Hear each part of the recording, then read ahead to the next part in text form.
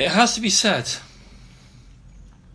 the powerful influence of the media pumping out messages about coronavirus is absolutely overwhelming at so many levels, you wouldn't believe it. I don't remember seeing anything so powerful ever when it comes to fear being driven through a society. I just don't remember anything so turbocharged at any level. I mean, even when I was young, we always had the fear of nuclear attack, and we had the anti-nuclear TV adverts and the brochures and so on. So let's have a look at this fear. What is this fear? It always takes me back, I don't know why, when I studied as a Bible minister. I did that for 20 years. When I studied as a Bible minister, one scripture always stuck in my head.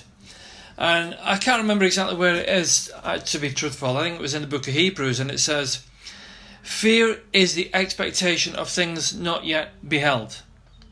So let's say that again. Fear is the expectation of things not yet beheld. So what does that mean?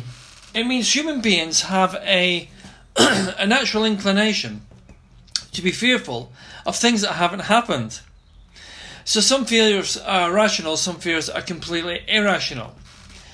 So an irrational fear would be, I'm not going to swim anywhere outside a swimming pool in case I get eaten by a shark. You will probably even get people in England who will say, I don't like swimming in the sea in case I get eaten by a shark. That's completely irrational. And even people will swim quite happily and surf quite happily in the ocean in shark-infested places like South Africa or Australia, where there's a lot more sharks, great white sharks, tiger sharks, and so on. But they will still swim because it's irrational to believe you're about to be eaten by a shark. Yet the only time it's really rational is if you're in the water and you can see a huge fin coming towards you, and you are probably about to be eaten by a shark. That's irrational fear.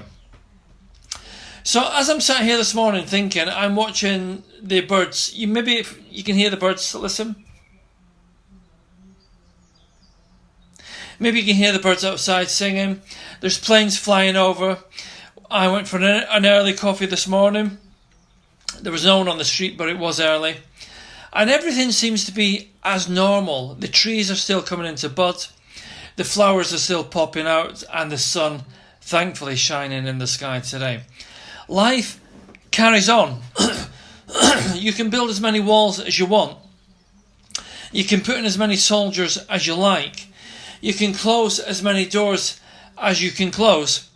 But you can't really stop a virus spreading, just like you can't stop flu or influenza or any other virus. But let's be really honest here, this is not bubonic plague we're talking about. And the risk level is actually very, very low. Because even if we catch the virus, we're going to be okay. So rather than talking too much about the virus, how do we reduce the risk in our own life? You know, I'm such a strong believer in we do attract into our life what comes into our life, because that, I don't know how it works, that placebo effect of being supercharged positive and supercharged optimistic about life and about things can overcome certain things in life. Some people watch these kind of videos and say, well, that is rubbish. But actually, it's a fact. I've certainly met people in my life who've talked about things taking place in their life until those things happen. Until those things actually transpire and enter into their life. And somehow you're never surprised that those things happened. Because sometimes the more focus and energy we give to something negative, that negative thing gains momentum and gains power. And that then comes into our life and we're surprised it's there. Yet actually we've given it so much energy and so much power over the years, it becomes true. But the same can be said for positive things.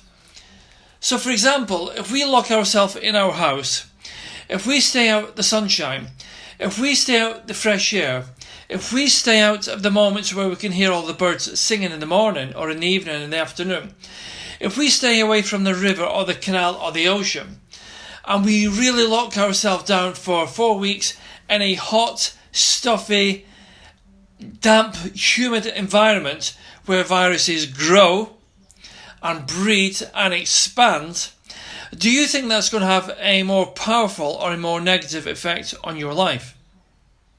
Well, it's obvious. It's going to have a more negative effect on our life. And the fact is, it appears that we have as much chance of catching viruses locking down as we do being out and about. So I'm not telling you to do anything. I'm just telling you what I'm doing. I'm staying in the sunshine. We're staying with nature. We're eating as healthy as we can be. We're taking extra vitamins that we would normally take. We're still keeping fit. We're still going to the gym. We're still doing yoga.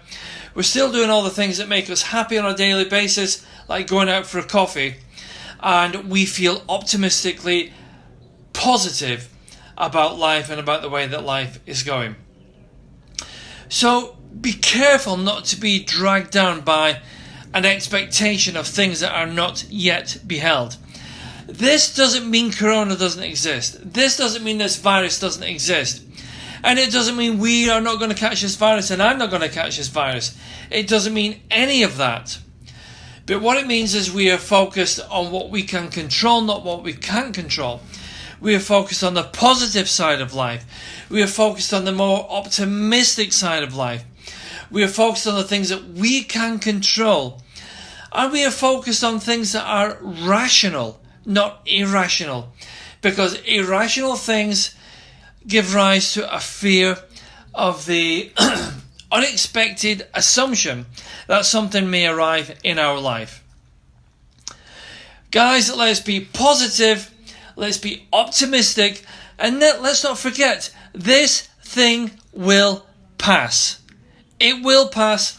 Just as the sun rises after the storm, this thing will pass, and it will pass quicker than you can ever believe.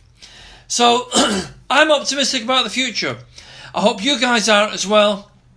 Try and avoid irrational thinking. Try and stay as rational as you can. But be careful, reduce your risk, but only give power and energy to the things that we can control. This is Alan Forrest Smith. If this is a message worth listening to, please share it if you can. And don't forget to like and to follow. Thanks everyone.